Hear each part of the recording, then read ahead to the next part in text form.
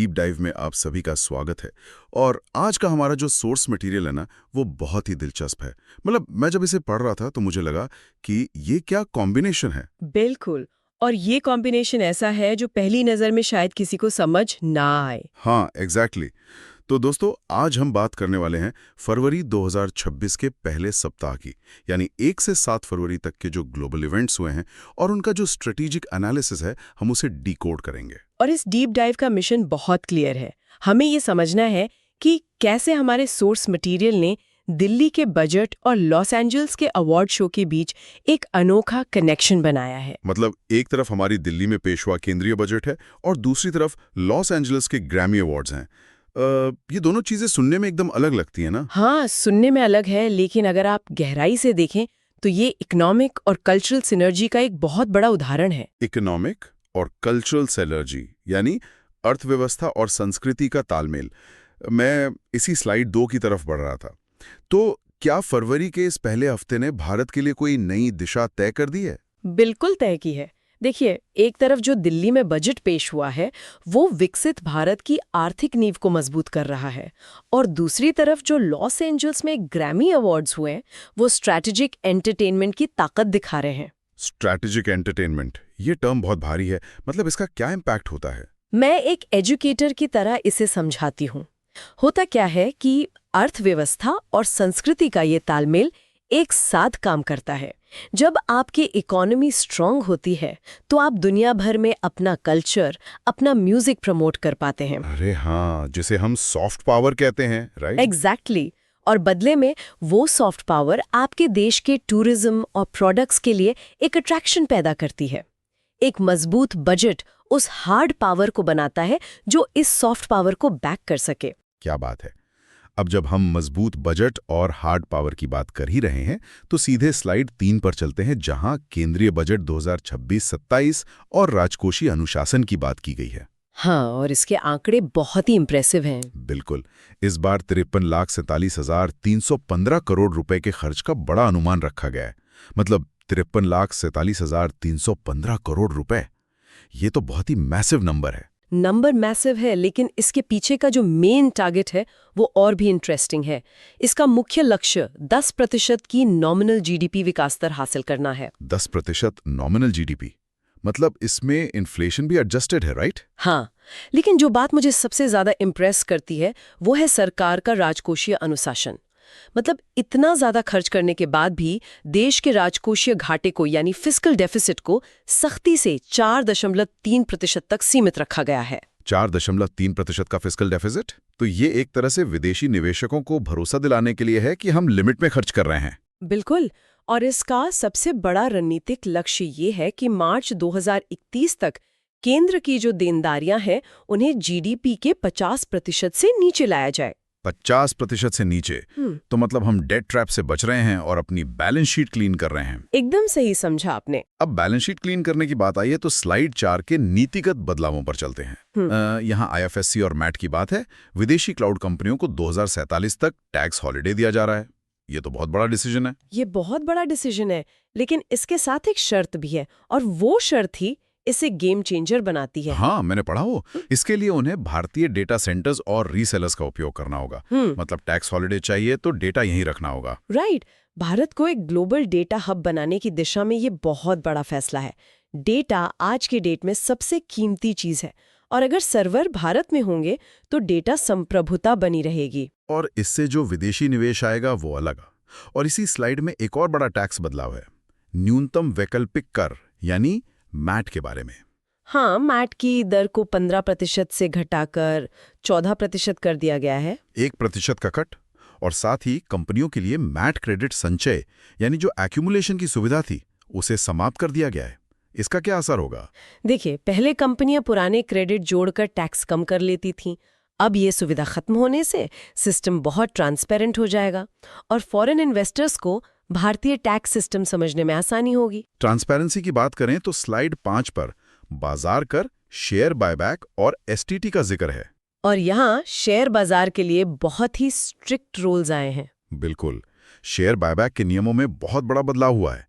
अब सभी share buyback को कैपिटल गेन्स यानी पूंजीगत लाभ माना जाएगा और उस पर टैक्स लगेगा। पहले कंपनियां टैक्स बचाने के बजाय डिविडेंड देने के बजाय शेयर बायबैक करती थीं। अब वो रास्ता बंद हो गया है। और एसटीटी यानी प्रतिभूति लेन देन कर में जो बढ़ोतरी हुई है वो भी काफी शार्प है।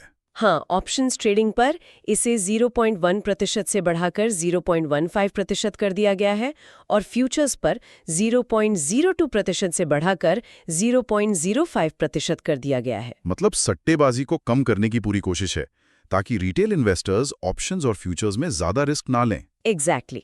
सरकार चाहती है कि शेयर बाजार में रियल इन्वेस्टमेंट हो, ना कि सिर्फ स्पेक्यूलेशन। और रियल इन्वेस्टमेंट का सबसे बड़ा सबूत है स्लाइड 6, जहां सार्वजनिक पूंजीगत व्यय यानी कैपेक्स का विश्लेषण है। ये देश के विकास की सबसे बड़ी चाबी है, सार्वजनिक पूंजीगत व्यय। सरकार ने बुनियादी ढांचा यानी इंफ्रास्ट्रक्चर के निर्माण के लिए सच में अपना खजाना खोल दिया है। इस वर्ष कैपेक्स आवंटन को बढ़ाकर रिकॉर्ड 12.2 लाख करोड़ रुपए कर दिया गया है। 12.2 लाख करोड़। जब इतना पैसा इंफ्रास्ट्रक्चर पर खर्च होता है तो उसका असर हर सेक्टर पर पड़ता है। मुझे तो यही बात सबसे अच्छी लगती है कि इससे नई सड़कें बनेंगी, रेलवे का मॉडर्नाइजेशन होगा और नई आधुनिक सुविधाएं बनेंगी। और इन सब चीजों से सीधा रोजगार बढ़ेगा। जब सड़क बनती है तो सीमेंट और स्टील की डिमांड बढ़ती है और हजारों लोगों को जॉब्स मिलती हैं। इसे ही तो मल्टीप्लायर इफेक्ट कहते हैं। ये पूरी इकोनॉमी को एक जबरदस्त पुश देगा। बिल्कुल। और अब जब हमने इस मजबूत इकोनॉमी की बात कर ली है तो अब चलते हैं उस दूसरे पहलू पर जो इसे दुनिया से जोड़ता है। अरे हाँ, हम वापस आते हैं अपने लॉस एंजल्स वाले कनेक्शन पर। स्लाइड 7, जहां हम अर्थव्यवस्था से मुड़कर 68वें वार्षिक ग्रैमी अवार्ड्स के सांस्कृतिक प्रभाव पर बात करेंगे। 1 फरवरी को हुए इन ग्रैमी अवार्ड्स ने दिखा दिया कि कल्चरल पावर क्या होती है। और इस बार लेडी गागा, ब्रूनो मार्स और बिली आइलिश जैसे दिग्गजों ने ग्रैमी के मंच पर राज किया। बिल्कुल राज किया। और इन अवार्ड्स के जो विनर्स हैं उनकी लिस्ट बहुत कुछ कहती है। मैं पूरी लिस्ट शेयर करता हूं। एल्बम ऑफ द ईयर का प्रतिष्ठित पुरस्कार बैड बनी ने अपने एल्बम डेबे तिरारमास फोटोज के लिए जीता। देखिए, ये एक नॉन इंग्लिश एल्बम है और इसने सबसे बड़ा अवार्ड जीता। ये दिखाता है कि म्यूजिक अब लैंग्वेज बैरियर्स तोड़ रहा है। सही कहा। और रिकॉर्ड ऑफ द ईयर का खिताब केंड्रिक लैमर और SZA को उनके ट्रैक लूथर के लिए मिला। और सॉन्ग ऑफ द ईयर का क्या रिजल्ट रहा?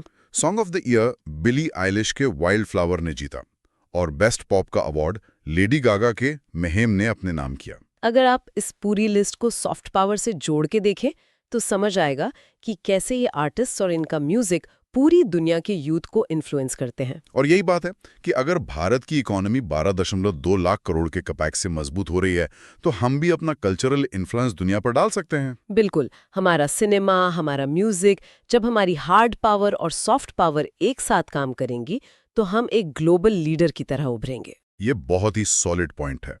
अब इसी ग्लोबल लीडरशिप की बात करते हुए स्लाइड 8 पर चलते हैं, जहां फिर से आर्थिक दृष्टिकोण है। बात हो रही है 6 फरवरी की RBI MPC मीटिंग की, रिजर्व बैंक की मौद्रिक नीति समिति की बैठक, जहां उन्होंने रेपो रेट को होल्ड पर रखा है। हाँ, 6 फरवरी को रेपो रेट को 5.25% पर स्थिर रखा गया है। मतलब रेट्स में कोई बदलाव नहीं। और ये सिर्फ महंगाई रोकने के लिए नहीं है, इसके पीछे एक बहुत बड़ा ग्लोबल रीजन है। वो भारत UAE और भारत अमेरिका व्यापार समझौते वाला एंगल, राइट? एग्जैक्टली। जब आपके रेपो रेट स्थिर होते हैं तो आपकी करेंसी स्टेबल रहती है और ये स्थिरता भारत UAE और भारत अमेरिका व्यापार समझौतों के लिए बहुत जरूरी है। अच्छा, तो मतलब इससे हमारी जो भारतीय निर्यात प्रतिस्पर्धा है यानी एक्सपोर्ट कम्पेटिटिवनेस वो ग्लोबल मार्केट में मजबूत होगी। आसान शब्दों में कहूं तो अगर करेंसी स्टेबल रहेगी तो विदेशी बायर्स को भरोसा रहेगा। इससे हमारे उत्पाद विदेशों में सही कीमत पर बिक सकेंगे और हमारी अर्थव्यवस्था और तेजी से बढ़ेगी। क्या बात है। मतलब हर एक पॉलिसी कहीं ना कहीं ग्लोबल ट्रेड और हमारी पोजीशन को स्ट्रॉन्ग करने के लिए डिजाइन की गई है। और अब इस डीप डाइव के अंतिम विश्लेषण की तरफ आते हैं जो स्लाइड 9 पर है, जो लीड बैंक डेटा और आगे की राह के बारे में है। यहाँ बैंकिंग प्रणाली में पारदर्शिता लाने के लिए एक बहुत बड़ा कदम उठाया गया है। हाँ, लीड बैंक डेटा का एक एकीकृत पोर्टल प्रस्तावित किया गया है। ये यूनिफाइड पोर्टल कैसे काम करेगा? मतलब इसका ग्राउंड लेवल पर क्या असर होगा? इसका सबसे बड़ा असर ग्रामीण भारत पर होगा। ये पोर्टल ग्रामीण ऋण यानी रूरल क्रेडिट वितरण की क्षमता में एक क्रांतिकारी सुधार लाएगा। मतलब अब पता रहेगा कि किस ब्लॉक में, किस जिले में कितना लोन जा रहा है और कोई गैप तो नहीं है। बिल्कुल। सारा डेटा एक जगह होगा तो नीतियां और भी सटीकता से बन सकेंगी। तो अगर हम इस पूरे हफ्ते को देखें 1 से 7 फरवरी तक, तो इस ठोस आर्थिक नींव के साथ फरवरी के पहले सप्ताह ने सच में एक मजबूत आधार तैयार कर लिया है। और इसमें कोई शक नहीं है कि ये सारे फैसले एक बहुत ही कैलकुलेटेड और दूरदर्शी सोच का हिस्सा हैं। दोस्तों, अगले सप्ताह का हमारा फोकस भी ऐसा ही कुछ बड़ा होने वाला है। अगले सप्ताह हम वैश्विक जलवायु संकट और रोजगार ढांचे के बुनियादी सुधारों पर बात करेंगे। वो चर्चा भी बहुत गहरी होने वाली है, क्योंकि क्लाइमेट और एम्प्लॉयमेंट आज के समय के सबसे बड़े मुद्दे हैं। तो आज के इस डीप डाइव को समेटते हैं। हमने देखा कि कैसे 53 लाख करोड़ का बजट और 4.3% का राजकोषीय अनुशासन हमारे आर्थिक बेस को मजबूत कर रहे हैं। और हमने ये भी समझा कि कैसे कड़े वित्तीय फैसले और ग्रैमी अवार्ड्स जैसी वैश्विक सांस्कृतिक पहचान एक साथ मिलकर काम करते हैं। विदेशी क्लाउड कंपनियों के लिए डेटा पॉलिसी हो या फिर एसटीईटी में बढ़ोतरी, सब कुछ एक ही बड़ी पिक्चर का हिस्सा है। हार्ड पावर और सॉफ्ट पावर का ये ब्लेंड ही फ्यूचर डिसाइड करेगा। फरवरी 2026 का दूसरा हफ्ता, मतलब 8 से 14 फरवरी के बीच का जो ये समय है, हाँ बिल्कुल, हम इस डीप डाइव में बिना किसी फॉर्मल शुरुआत के सीधा टॉपिक पर ही आते हैं। मेरा सबसे पहला सवाल यही है कि इस हफ्ते का कोर फोकस आखिर है क्या? अगर आप ध्यान दें तो इस हफ्ते दुनिया का पूरा ध्यान मेनली 2 चीजों पर टिका हुआ है। पहला है हमारा जलवायु संकट और दूसरा है राष्ट्रीय रोजगार सुधार। अच्छा, मतलब क्लाइमेट और एम्प्लॉयमेंट रिफॉर्म। जी, और ये एक बहुत बड़ा पॉलिसी डिस्कोर्स है। इसे सर्वाइवल और रिफॉर्म का नाम दिया गया है। सर्वाइवल और रिफॉर्म सुनने में काफी इम्पैक्टफुल लगता है भी। देखिए, दुनिया का ध्यान इस वक्त 2 बड़ी घटनाओं पर है। पहली घटना है WMO की एक बहुत ही डराने वाली रिपोर्ट। WMO मतलब वर्ल्ड मीटेरोलॉजिकल ऑर्गेनाइजेशन। बिल्कुल, इस रिपोर्ट ने एक्सट्रीम वेदर की बहुत ही सिवियर वार्निंग दी है। और दूसरी जो बड़ी घटना है वो है भारत के रूरल एम्प्लॉयमेंट फ्रेमवर्क यानी मनरेगा में एक बहुत बड़ा और ऐतिहासिक बदलाव। तो इन दोनों को एक साथ जोड़कर देखने का लॉजिक क्या है? लॉजिक ये है कि इन दोनों घटनाओं ने हमें एक बहुत बड़ी बात सिखाई है। वो ये कि फ्यूचर चैलेंजेस से बचने के लिए सर्वाइवल और रिफॉर्म दोनों साथ में जरूरी हैं। सिर्फ एक से काम नहीं चलेगा। तो चलिए सबसे पहले इस WMO रिपोर्ट के स्पेसिफिक डिटेल्स पर बात करते हैं। मतलब इस रिपोर्ट में ऐसा क्या है जिसने सबको इतना डरा दिया है? देखिए, 10 फरवरी को वर्ल्ड मीटरोलॉजिकल ऑर्गेनाइजेशन ने अपनी ये लेटेस्ट रिपोर्ट जारी की है। हाँ।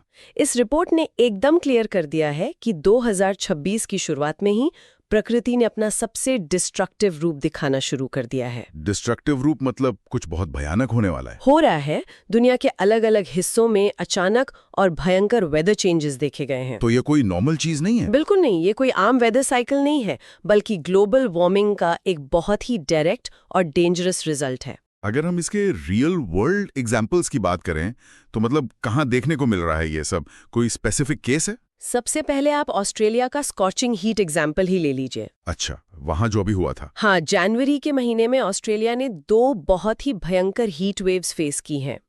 वहां की सेड्यूना सिटी में तो टेम्परेचर 49.5 डिग्री सेल्सियस तक पहुंच गया था। 49.5?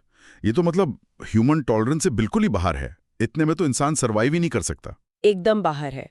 और साइंटिस्ट के एनालिसिस के हिसाब से क्लाइमेट चेंज के कारण ये गर्मी 1.6 डिग्री सेल्सियस और ज्यादा डेडली हो गई। सिर्फ 1.6 डिग्री के फर्क से? बिल्कुल।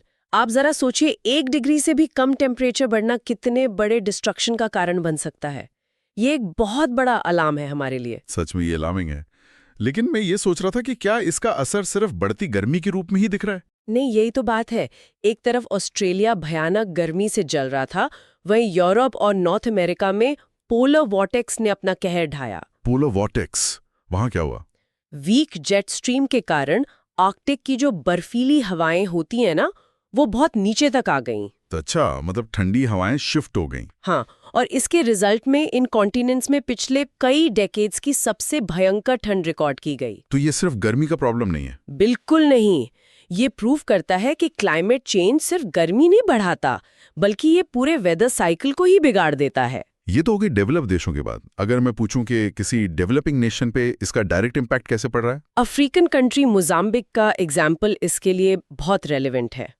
रिपोर्ट में वहां आई डेविस्टेटिंग फ्लड्स का काफी डिटेल में जिक्र है। वहां बाढ़ से क्या हालात हुए हैं? वहां अचानक आई सीवियर रेन ने पूरे इलाके को कंप्लीटली डुबो दिया। कंप्लीटली? हाँ, इस डिजास्टर्स फ्लड के कारण वहां लगभग 6.5 लाख लोगों की लाइफ सिवियरली इफेक्ट हुई है। 6.5 लाख? ये तो बहुत मैसिव नंबर है एक डेवलपिंग देश के लिए। बिल्कुल।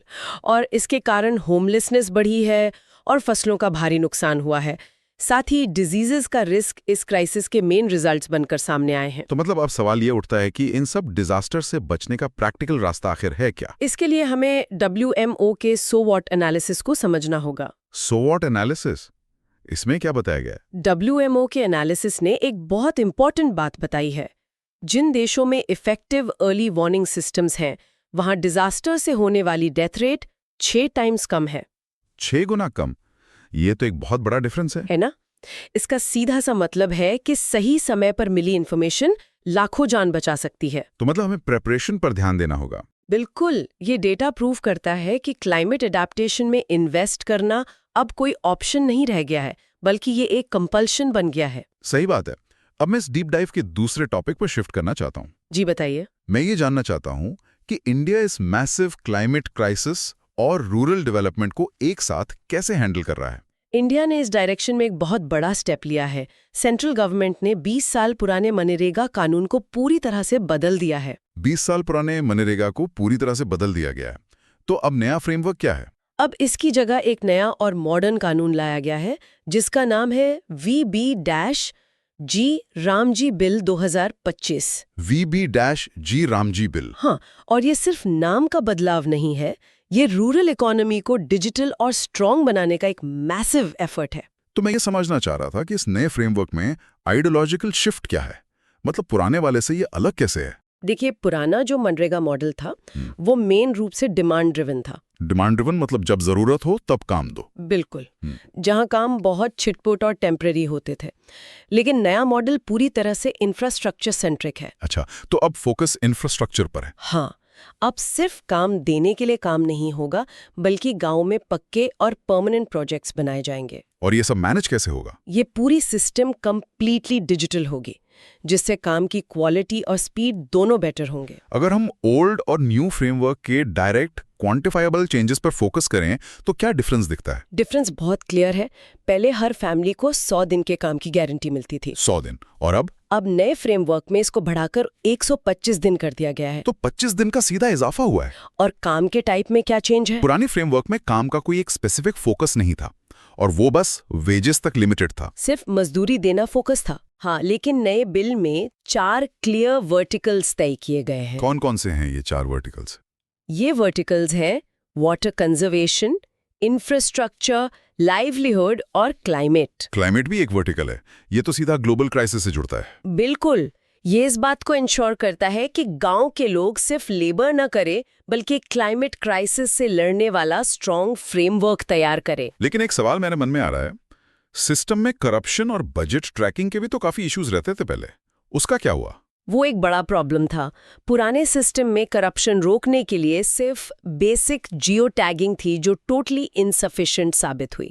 तो अब नए सिस्टम में इस प्रॉब्लम को कैसे टैकल किया जा रहा है? अब नए सिस्टम में AI बेस्ड फ्रॉड डिटेक्शन तकनीक का स्ट्रिक्टली यूज होगा। AI बेस्ड फ्रॉड डिटेक्शन, ये तो काफी हाईटेक अप्रोच है। हाँ, और सिर्फ यही नहीं, फंडिंग मॉडल को भी पूरी तरह बदल दिया गया है। फंडिंग मॉडल में क्या चेंज है? पहले ये ओपन एंडेड था, जिससे बजट का हिसाब रखना बहुत मुश्किल था। अच्छा। अब इसको नॉर्मेटिव कर दिया गया है, ताकि पैसे का सही और ट्रांसपेरेंट यूज हो सके। तो आगे का रास्ता क्या दिखता है? मतलब इन प्रोजेक्ट्स का फ्यूचर इंटीग्रेशन कैसे होने वाला है? रूरल इकोनॉमी को अब आइसोलेशन में नहीं रखा जा रहा, इसे PM गति शक्ति जैसे बड़े नेशनल प्लेटफॉर्म्स के साथ जोड़ा जा रहा है। PM गति शक्ति के साथ?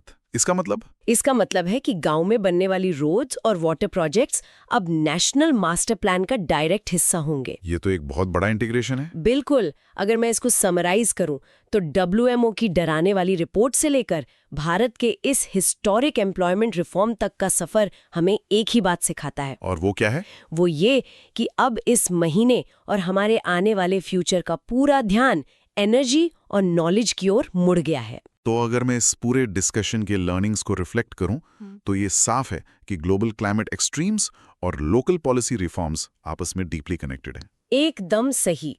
और इसी पर मैं एक फाइनल प्रोवोकेटिव थॉट देना चाहूंगी, जिससे शायद सुनने वाले आगे खुद सोचने पर मजबूर हो जाएं। बताइए क्या है वो थॉट? अगर रूरल इंफ्रास्ट्रक्चर को स्पेसिफिकली क्लाइमेट क्राइसिस से लड़ने के लिए ही डिजाइन किया जा रहा है, तो आगे क्या होगा?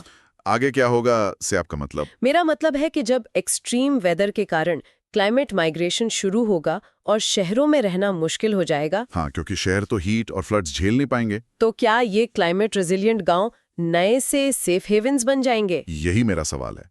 क्या अर्बन पॉपुलेशन वापस इन सेफ और स्मार्ट विलेजेस की तरफ आना शुरू कर देगी? ये सच में रिवर्स माइग्रेशन का एक बहुत ही पावरफुल आइडिया है, और ये एक ऐसी सोच है जिस पर सबको प्रैक्टिकली विचार करना चाहिए। 15 से 21 फरवरी 2026 के तीसरे सप्ताह के डेटा और रिसर्च का पूरा स्टैक हमारे सामने है, और इसे देखने के बाद एक पैटर्न बहुत साफ समझ में आ रहा है।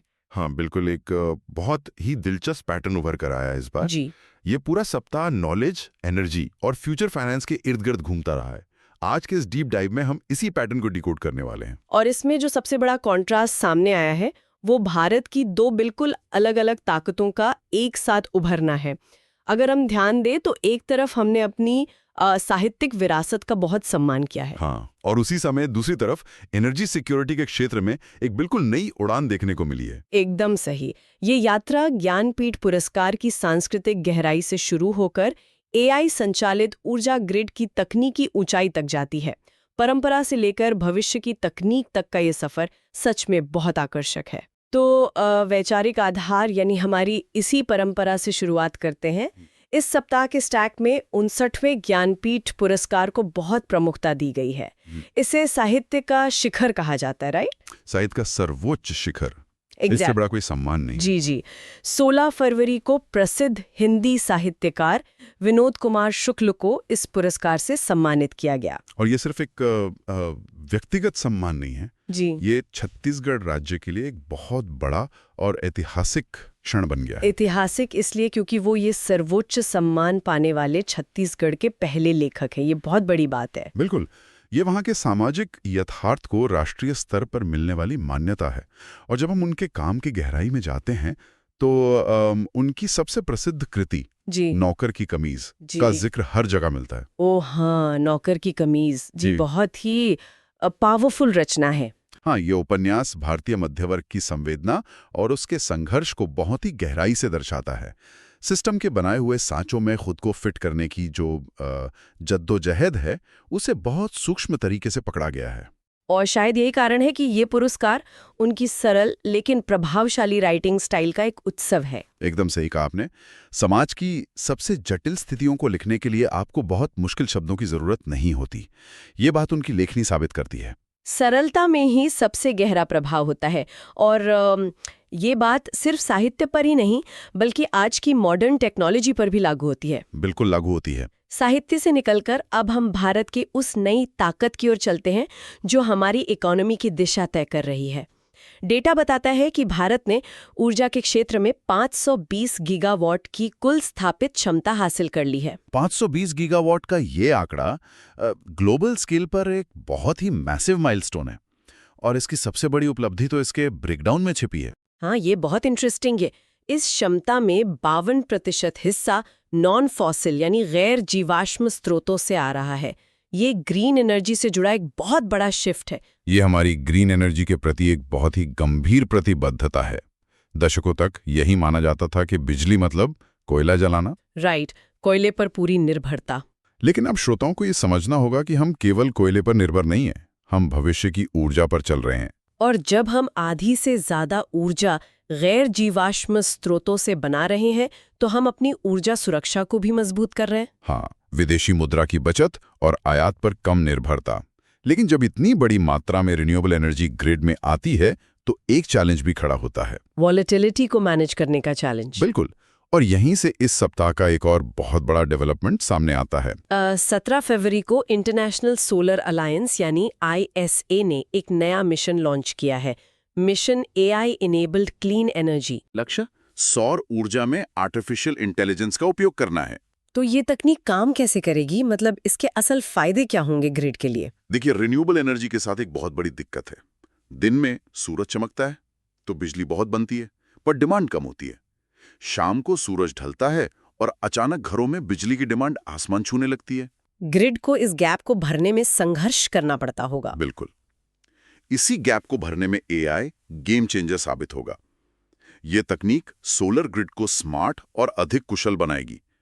एआई वेदर डेटा और कंजम्पशन डेटा का विश्लेषण करके पहले से अनुमान लगा लेगा कि कब कितनी बिजली चाहिए। तो ऊर्जा उत्पादन और खपत के बीच का जो तालमेल है वो अब पूरी तरह से एआई संभालेगा। हाँ, वो एक्स्ट्रा बिजली को बैटरियों में स्टोर करेगा और पीक टाइम में वापस ग्रिड में रिलीज कर देगा। ये सच में अमेजिंग है। और इसी प्रोग्रेस से जुड़ा एक नया कॉन्सेप्ट भी इस हफ्ते के रिसर्च में बहुत हाईलाइट हुआ है। इसे लीप फ्रॉग तकनीक कहा गया है। यह विकासशील देशों के नजरिए से बहुत महत्वपूर्ण है। जी, रिपोर्ट्स बताती हैं कि विकासशील देशों के लिए एआई एक लीप फ्रॉग तकनीक है। और लीप फ्रॉग का अर्थ ही है पुरानी तकनीकों को छोड़कर सीधे आधुनिक तकनीक अपनाना। जैसे टेलीकॉम में हुआ था, लैंडलाइन को छोड़कर सीधे मोबाइल फोन पर आ जाना। एकदम सही उदाहरण है। विकासशील देशों को अब महंगे और पुराने इलेक्ट्रिसिटी इंफ्रास्ट्रक्चर की कोई जरूरत नहीं होगी। वे एआई की मदद से सीधे स्मार्ट ग्रिड मैनेजमेंट की ओर बढ़ सकते हैं। हाँ, और इससे समय और पैसे दोनों की भारी बचत होगी। जो पैसा पुराने ढांचे पर खर्च होना था वो अब सीधे स्वास्थ्य और शिक्षा में लगाया जा सकेगा।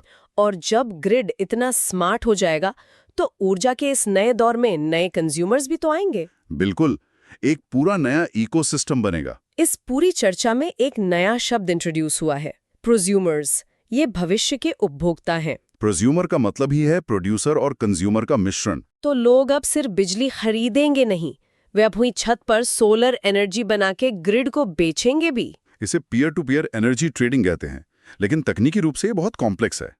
ग्रिड में two way power flow manage करना आसान नहीं है। और यहीं पर एआई का रोल आता है, राइट? हाँ, एआई रियल टाइम में इस डेटा को मैनेज करेगा ताकि ग्रिड फेल ना हो। रिन्यूएबल एनर्जी की अस्थिरता को खत्म करने के लिए ये सिस्टम एकदम अनिवार्य है। हम लगातार सूरज की ऊर्जा को कंट्रोल करने और स्मार्ट तरीके से डिस्ट्रीब्यूट करने की बात कर रहे हैं, लेकिन इसी हफ्ते की घटनाओं में एक खगोलीय घटना भी शामिल है। विज्ञान और भूगोल के छात्रों के लिए बहुत बड़ा पल था वो। 17 फरवरी को ही अंटार्कटिका क्षेत्र में एक अद्भुत नजारा देखा गया। इसे रिंग ऑफ फायर कहा गया। वहां वलयाकार सूर्य ग्रहण यानी एनुलर सोलर एक्लिप्स घटित हुआ था। और इसके नाम का कारण बहुत दिलचस्प है। इसमें चंद्रमा सूर्य को पूरी तरह ढक नहीं पाता, इसलिए सूर्य एक आग के छल्ले जैसा दिखता है। विज्ञान के नजरिए से ये घटना बहुत महत्वपूर्ण थी। ये हमें हमारे सौर मंडल के गतिशीलता को गहराई से समझने का मौका देती है। इन सभी उपलब्धियों को देखें तो ये पूरा सप्ताह उम्मीद और आशंका का एक अजीब सा मिश्रण लगता है। आशंका क्यों? अगर हम समराइज करें तो ये सप्ताह ज्ञान और विज्ञान की उपलब्धियों से भरा रहा। ज्ञान यानी साहित्य और विज्ञान यानी ऊर्जा। हमने एआई और सोलर एनर्जी के गठबंधन से भविष्य की झलक देखी। लेकिन यहाँ माहौल थोड़ा सीरियस हो जाता है, क्योंकि इस सप्ताह का अंत एक बहुत ही चिंताजनक नोट पर हुआ है। सच में हमारे स्टैक के आखिरी पन्नों में चर्चा वित्तीय नवाचारों से पूरी तरह हट गई है। ये आसन्न वैश्विक युद्ध की आहट की ओर मुड़ गई है। भू राजनीतिक तनाव बहुत खतरनाक मुकाम पर है। जब युद्ध का खतरा सामने होता है तो सारा पैसा जो रिसर्च और सस्टेनेबल डेवलपमेंट में जाना चाहिए था वो अचानक हथियारों में डाइवर्ट हो जाता है। ये बहुत डरावना है कि एक तरफ हम पूरी दुनिया को जोड़ने वाले स्मार्ट ग्रिड बना रहे हैं और दूसरी तरफ युद्ध के मंडराते बादल सब तबाह करने को तैयार है। फरवरी 2026 का आखिरी हफ्ता, मतलब अगर हम 22 से 28 फरवरी के समय को देखें तो ये समझना वाकई मुश्किल हो जाता है कि दुनिया आखिर किस दिशा में जा रही है। बिल्कुल। एक तरफ तो भू राजनीतिक संकट अपने एकदम चरम पर है और दूसरी तरफ विज्ञान की दुनिया में ऐसी खोजें हो रही हैं जो भविष्य को पूरी तरह से बदल सकती हैं। मतलब इन 7 दिनों ने संकट और खोज का एक ऐसा अजीब सा मिश्रण पेश किया है जिस पर हमारी आज की ये गहरी चर्चा बहुत जरूरी है। ये विरोधाभास वाकई हैरान करने वाला है। और अगर हम भविष्य को बदलने वाली खबरों की बात कर ही रहे हैं तो हमें सबसे पहले वर्ल्ड इकोनॉमिक फोरम यानी WEF 2026 की उस चौंकाने वाली रिपोर्ट से शुरू करना चाहिए। हाँ, वो दावोस वाली खबर। बिल्कुल। दस्तावेज बताते हैं कि दावोस में दुनिया के बड़े बैंकों ने मिलकर एजेंटिक एआई को सीधे तौर पर लेन देन यानी ट्रांजैक्शन का अधिकार सौंप दिया है। इसका सीधा मतलब यह है कि अब एआई सिर्फ डेटा का विश्लेषण नहीं करेगा, बल्कि वो खुद फैसले लेकर वित्तीय काम करेगा। मुझे ये बात थोड़ी मतलब ये सुनना ही बहुत डरावना लग रहा है। एक मशीन खुद तय करेगी कि पैसा कहाँ लगाना है। हमारे पास जो डेटा पॉइंट है, $41 ट्रिलियन का प्राइवेट क्रेडिट बाजार, इस बाजार पर एआई के कंट्रोल को लेकर बहुत गहरी चिंता जताई जा रही है। $41 ट्रिलियन कोई छोटी रकम नहीं है। बिना इंसानी मंजूरी के इतने बड़े बाजार को मशीनों के हवाले। यही तो सबसे बड़ा खतरा है जिस पर दावोस में गर्मागर्म बहस हुई। देखिए, प्राइवेट क्रेडिट मार्केट पूरा का पूरा आपसी भरोसे और इंसानी जजमेंट पर चलता है। अब जब एजेंट एआई इसमें घुसेगा तो वो इंसानी भावनाओं को नहीं समझेगा, वो सिर्फ डेटा देखेगा। यानी अगर किसी एआई को खतरा दिखा तो वो तुरंत पैसा निकाल लेगा। एग्जैक्टली। और उसे देखकर बाकी एआई एजेंट्स भी तुरंत वही करेंगे। एक ऐसा चेन रिएक्शन बनेगा जिसे इंसान रोक ही नहीं पाएगा, क्योंकि मशीनों की स्पीड हमसे लाखों गुना तेज होती है। गजब की बात है। एक तरफ हम ऑटोमेशन के पीछे ऐसे भाग रहे हैं और दूसरी तरफ हमारे बुनियादी पर्यावरण का हाल और भी खराब होता जा रहा है। मेरा मतलब है, इसी हफ्ते जो प्रिंसटन यूनिवर्सिटी की रिपोर्ट आई है, उसने तो क्लाइमेट साइंस में भूचाल ही ला दिया है। वो मीथेन एमिशंस वाला डेटा। हाँ, रिपोर्ट का सबसे हैरान करने वाला डेटा पॉइंट यह है कि हमारे वेस्ट सिस्टम्स यानी जो कचरा प्रणालियां हैं, उनसे 19 से 27% ज्यादा मीथेन निकल रही है। मतलब हम अब तक जो भी कैलकुलेशन कर रहे थे वो पूरी तरह से गलत थी। इस बात की गंभीरता को समझना बहुत जरूरी है, क्योंकि मीथेन कार्बन डाइऑक्साइड के मुकाबले गर्मी को कैद करने में कई गुना ज्यादा ताकतवर गैस है। दुनिया भर की संस्थाएं अब तक जो उत्सर्जन का अनुमान लगा रही थीं, वो सैटेलाइट्स और पुराने मॉडल्स पर आधारित था। पर प्रिंसटन की रिपोर्ट ने साफ कर दिया है कि दुनिया भर में उत्सर्जन का गलत अनुमान लगाया जा रहा था। पर सैटेलाइट से इतनी बड़ी गलती कैसे हो सकती है? क्योंकि सैटेलाइट्स आसमान से बड़े औद्योगिक उत्सर्जन को तो देख लेते थे, पर जमीन पर फैले कचरे के ढेरों से धीरे धीरे रिसने वाली मीथेन को मापने में वो पूरी तरह सक्षम नहीं थे। ये गैस सतह की बहुत करीब से निकलती है। सैटेलाइट्स निचले स्तर के उत्सर्जन को पकड़ने के लिए डिजाइन ही नहीं थे। तो ये तो ग्लोबल वार्मिंग रोकने के लक्ष्यों के लिए एक बहुत गंभीर चेतावनी है। 27% का अंतर बहुत बड़ा होता है। अगर हम कचरे से निकलने वाली गैस का ही सही हिसाब नहीं लगा पा रहे हैं, तो नेट जीरो के लक्ष्यों का क्या होगा? इसका आगे का प्रभाव तो बहुत ही भयानक हो सकता है। बिल्कुल। और अगर हम इन सभी चीजों को जोड़ें तो तस्वीर और भी निराशाजनक लगती है। एक तरफ धरती गर्म हो रही है, लेकिन दुनिया के देश इसे बचाने के बजाय एक दूसरे को खत्म करने में लगे हैं।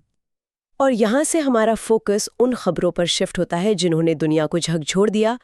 28 फरवरी विश्व इतिहास का एक बहुत ही काला दिन। दस्तावेजों के अनुसार इस दिन अमेरिका और इजराइल ने ईरान पर एक बहुत बड़ा संयुक्त हमला किया। और इस हमले को दो बड़े सैन्य ऑपरेशंस के तहत अंजाम दिया गया, ऑपरेशन रोरिंग लायन और एपिक फ्यूरी। इन ऑपरेशंस का मुख्य लक्ष्य बिल्कुल स्पष्ट था, ईरान के सैन्य और नेतृत्व ढांचे को पूरी तरह से नष्ट करना। ये कोई आम स्ट्राइक नहीं थी। मेरे पास ऑपरेशन जेनेसिस की डिटेल्स हैं, जो बहुत डरावनी है। सुबह ठीक 9:45 पर IRST के मुताबिक इस हमले की शुरुआत हुई और 200 से ज्यादा इजरायली जेट विमानों ने एक साथ उड़ान भरी। और उन्होंने सिर्फ उड़ान नहीं भरी। हमारे दस्तावेज बताते हैं कि तेहरान, इस्फहान और कोम में 500 से अधिक ठिकानों पर भारी बमबारी की गई। इस्फहान और कोम, जो उनके सबसे अहम गढ़ माने जाते हैं, वहां एक साथ इतने टारगेट्स को हिट किया गया। और ये हमला सिर्फ आसमान से नहीं हो रहा था, समंदर से हुए हमले ने इसका स्केल और बढ़ा दिया।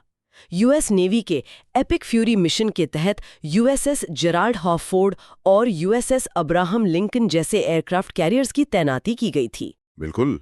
और समुद्र से सैकड़ों टॉम हॉक मिसाइलें दागी गईं। जरा सोचिए, आसमान से 200 जेट्स और समुद्र से सैकड़ों टॉम हॉक क्रूज मिसाइलें। इसने हमले का स्केल इतना बढ़ा दिया कि किसी भी डिफेंस सिस्टम के लिए इसे रोकना नामुमकिन था। और इस भयानक हमले के परिणाम भी उतने ही बड़े थे। हाँ, स्रोतों के मुताबिक इस हमले में ईरान का सर्वोच्च नेता अली खामेनी की मृत्यु हो गई है और इसके साथ ही उनके रक्षा मंत्री अजीज नासिराजादे भी मारे गए। ये तो बहुत बड़ा पावर शिफ्ट है। पर IRGC कमांडर्स और उनके रणनीतिक सलाहकारों का क्या हुआ? इस तबाही में उनका क्या नुकसान हुआ? इस एक ही झटके में उनके टॉप कमांडर्स और रणनीतिक सलाहकारों का भी पतन हो गया। ये एक ऐसा सत्ता का वैक्यूम है जिसे भरना अब बहुत मुश्किल होगा। कमांड की पूरी चेन बिखर गई है। लेकिन इन सब के बावजूद ईरान शांत नहीं रहा। रिपोर्ट्स बताती हैं कि उन्होंने खाड़ी देशों और इजराइल पर अपनी मिसाइलों से पलटवार किया। और जब ये पलटवार हुआ तो सबसे बड़ी कीमत आम इंसानों ने चुकाई। मीनाप के एक स्कूल पर हुए हवाई हमले में 108 छात्रों की जान चली गई। ये बहुत ही दर्दनाक है। युद्ध के इस मानवीय नुकसान पर अब एक बड़ी वैश्विक बहस चल रही है। लोग सवाल पूछ रहे हैं कि इन भू राजनीतिक खेलों का आखिर आम लोगों को क्या मोल चुकाना पड़ रहा है। 108 मासूम बच्चों की जान जाना ये युद्ध की सबसे भयानक सच्चाई है। सच में ये बहुत दुखद है। और जब ही ये युद्ध पूरी दुनिया को डरा रहा था, उसी वक्त विज्ञान ने कुछ ऐसा हासिल किया जिसे दुनिया ने देखा तक नहीं। मतलब युद्ध ने विज्ञान को बौना कर दिया। आसमान में 6 ग्रहों का एक बेहद दुर्लभ संरेखण हुआ, एक अद्भुत खगोलीय घटना यों को पूरी तरह से भुला दिया। ये सच में निराशाजनक है। खैर, अगर हम चर्चा को वापस जियोपॉलिटिक्स पर लाएं, तो मिडिल ईस्ट में जो ये पावर वैक्यूम और शक्ति संतुलन में बदलाव आया है, ये पूरी दुनिया को प्रभावित कर रहा है। बिल्कुल। और इस अस्थिर स्थिति में भारत के लिए वेस्ट एशिया में अपने हितों की रक्षा करना एक बहुत बड़ी चुनौती बन गया है। इस क्षेत्र की शांति भारत के लिए बहुत मायने रखती है। खासतौर पे एनर्जी सिक्योरिटी यानी ऊर्जा सुरक्षा। भारत अपनी ऊर्जा जरूरतों के लिए इसी इलाके पर निर्भर है। अगर सप्लाई चेन टूटती है तो इसके इकोनॉमिक इम्पैक्ट को संभालना भारत के लिए बहुत जरूरी हो जाता है। और ऐसे में भारत के आगे के रास्ते पर बात करना अहम है। रिपोर्ट्स में VBG RAM-G यानी vibrant Bharat global resource allocation and manufacturing governance और राजकोषीय अनुशासन से बन रही मजबूत नींव की जानकारी दी गई है। हाँ, और इसी दिशा में बजट और रोजगार सुधारों के साथ साथ डिजिटल शून्यता को भरने और डिजिटल शासन पर बड़ा जोर दिया जा रहा है। भारत अब पुरानी तकनीक का इंतजार नहीं कर रहा। AI का उपयोग अब देश के लिए एक रणनीतिक जरूरत बन गया है, जिसे टेक्नोलॉजिकल लीप फ्रॉगिंग कहा जा रहा है। तो अगर हम इस पूरे एपिसोड को समेटे तो ये स्पष्ट है कि फरवरी 2026 वैश्विक इतिहास का एक अभूतपूर्व संक्रमण काल है। बिल्कुल। और ये एक बड़ा और गंभीर सवाल उठाता है कि क्या दुनिया इस मौजूदा संकट को क्षेत्रीय सहयोग में बदल पाएगी या ये संघर्ष एक व्यापक वैश्विक युद्ध का अग्रदूत बनेगा।